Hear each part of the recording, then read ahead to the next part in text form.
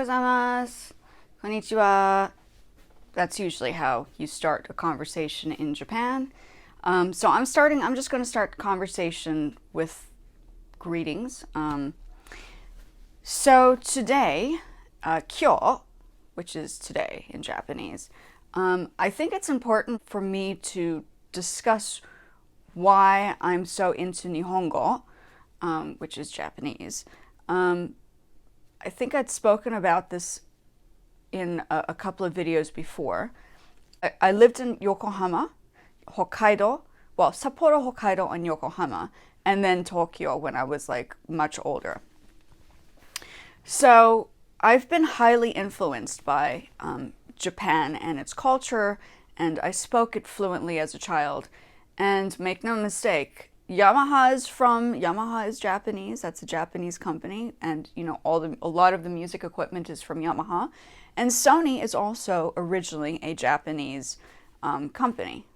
It's branched out to different places around the world, but it's generally Japanese. So I feel as if it's important to represent a country that has been a high influence in cultural diversity over decades. I mean, obviously it has history, and we have history in the United States that's also not so fantastic. But I think coming together, the world has opened up the doors for many possibilities. If I want to go back into my logo, Nomadics LLC, my registered LLC, the logo is actually in Japanese, you would say Nomadiksu, and then in English it would be Nomadics. And okay, so there are three different ways of Japanese writing. Okay, so there's Romaji, which is the European Western letters, but translated into Japanese. So you'd pronounce the Japanese words in English writing, which is what I can now do because I've lost all senses of reading and writing Japanese. So I can use Romaji. There's Hiragana, which is the beginning Japanese writing. You start with the hiragana as a child, and then you have the kanji. So they slowly bring in the kanji, which is more of the Chinese writing, more detailed, descriptive pictures. And don't forget, Japanese and Chinese writing is based off of original pictures. So they were pictures that were recreated into writing and words. So that's my little gig.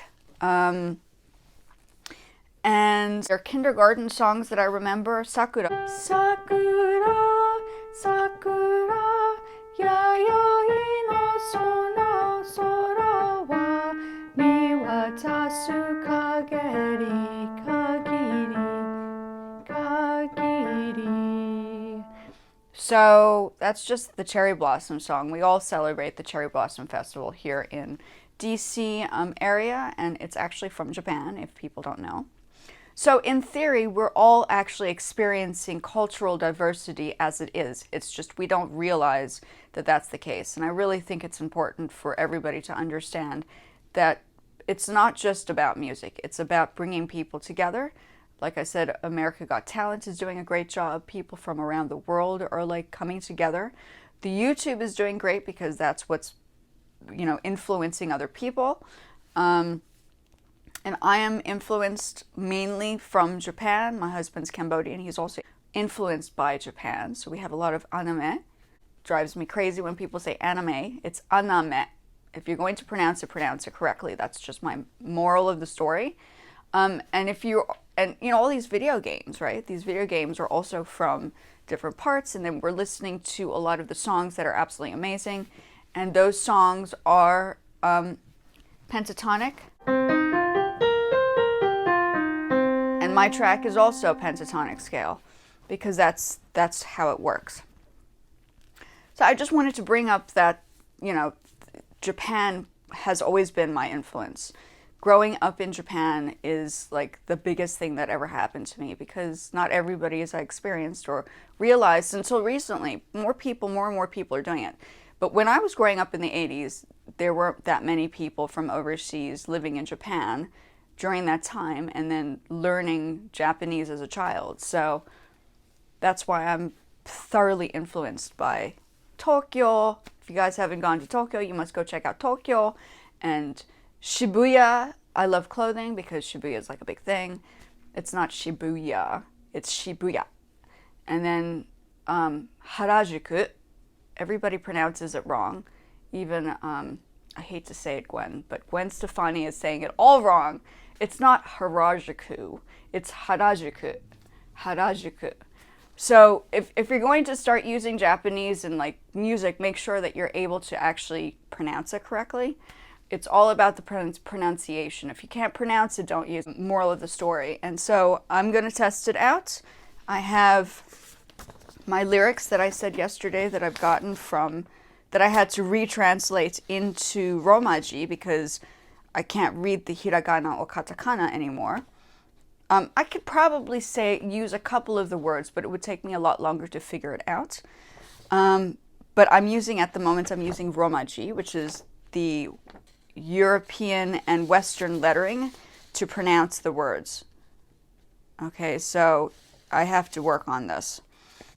And I'm not going to give away all of the music because I think it's important for me to have it up on Spotify. I'm a little worried about displaying stuff right now. And I don't think many people are doing, like, unless you're from Japan and you speak fluent Japanese and you're living in Japan and all that stuff. Because look at all the companies that have, you know, I mean, Yamaha is massive. Not only do they have the music equipment, a lot of my music equipment is focused on Yamaha. You can see the influence as it is like, you know, I will only buy Sony and Yamaha if I can, or if it's anything else closer to that. I haven't bought anything recently because I've also switched into fashion. I'm wearing my little Valentino, it's supposed to be a guy's scarf, but I changed it to a woman's scarf for my head. And as you can see, I like my fashion. So yeah, I just wanted to bring up that because we are such a world that's highly influenced by anime and video games and songs from a lot of the, like, Totoro and all these other, you know, Ghost in the Shell. If you haven't watched it, it's a really cool movie. They're all Japanese, you know, the translation always gets lost somewhere. So, you know, I think what I'm trying to do is to bring it back to an essence of the realness of what the real culture is about. And I remember as a child, I used to be very big into drawing anime in school. When you're in school, and as a kid, it's just a normal thing for little kids to draw like these anime. At least in the 80s. I don't know how it is now. I'm sure most of the people who were doing the sketches and the drawings have become like these animators in Tokyo somewhere along the line. And their first influence in music was actually classical. So classical is like the beginnings of how to get inspired for a lot of the music now that you hear in the video games and the anime and all that wonderful stuff. So yeah, I think that was just the general idea. Here, they do chopsticks here, but this is something else in Japan. This is something I learned as a child. It's not a song everybody knows here, but if you're from Japan or if you're from other parts of Asia, I'm sure you'd know this.